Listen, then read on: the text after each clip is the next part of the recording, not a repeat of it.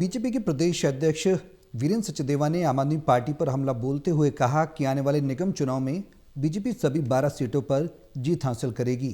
उन्होंने कहा कि आज आम आदमी पार्टी में नेताओं का दम घुट रहा है और शीर्ष नेतृत्व सिर्फ कार्यकर्ताओं और नेताओं का इस्तेमाल कर रहे हैं। उन्होंने कहा कि आम आदमी पार्टी लगातार पतन की ओर अग्रसर है। हमारे संवाददाता प्रणय शर्मा ने बात की बीजेपी प्रदेश अध्यक्ष वीरेंद्र सचदेवा से।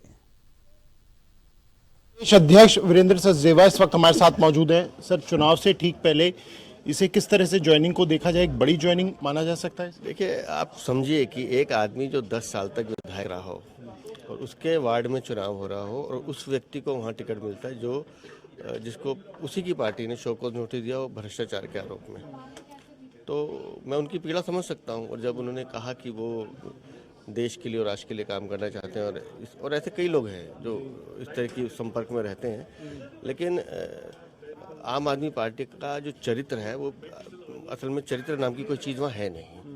वहाँ सिर्फ मौका परस्ती है, अवसरवादिता है और कैसे लोगों को यूटिलाइज किया जाए उसके बाद फेंक दिया जाए।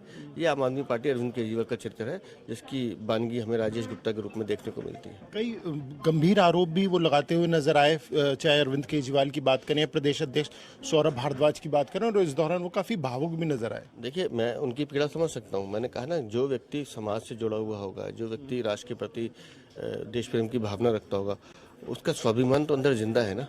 उस स्वाभिमान की पीड़ा भी राजेश गुप्ता के रूप में देखने को मिली है।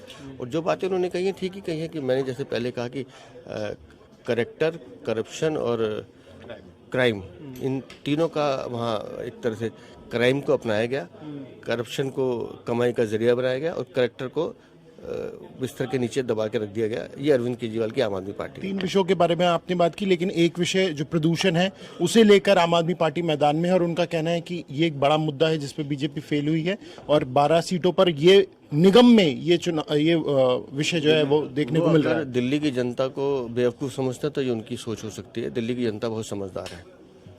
मैं ये बात स्पष्ट रूप से कहना चाहता हूँ कि दिल्ली में पोल्यूशन आज की समस्या नहीं है। ये कई सालों से, और कई सालों से सरकार किसकी थी? इन्हीं भ्रष्टाचारियों की, कांग्रेस की और आम आदमी पार्टी की। तो 25 साल से जो इन्होंने पापों का घड़ा इनका भरा हुआ है, जिसके फूटने पर दिल्ली की जनता ने इन्हें बाहर भगाया, तो दिल्ली की जनता तो इनके पापों को साफ कर रही है। 8 महीने की सरकार की जवाबदेही आप मांग रहे हैं और अपने 25 सालों का हिसाब देने को तैयार नहीं है। हमारी सरकार गंभीरता से, चाहे यमुना की सफाई हो, चाहे पोल्यूशन का काम हो या जो बाकी विकास के कार्य हैं, उस पर गंभीरता से काम कर रही है। लेकिन नई सरकार को आपको समय देना पड़ेगा और ये बात दिल्ली की जनता समझती है। 12 सीटें जीतने जा रही है बीजेपी। मैं आपसे इतना कह सकता हूँ कि जब आप कल परिणाम इसी कार्यालय में मेरे पास आएंगे तो मैं आपका मुंह मीठा कराऊंगा। तो निश्चित तौर पर बीजेपी काफी ज्यादा आश्वस्त है आने वाले 12 सीटों के एमसीडी उपचुनाव के लिए। कैंपस शूरवीर के साथ प्रणय शर्मा, टोटल टीवी, दिल्ली।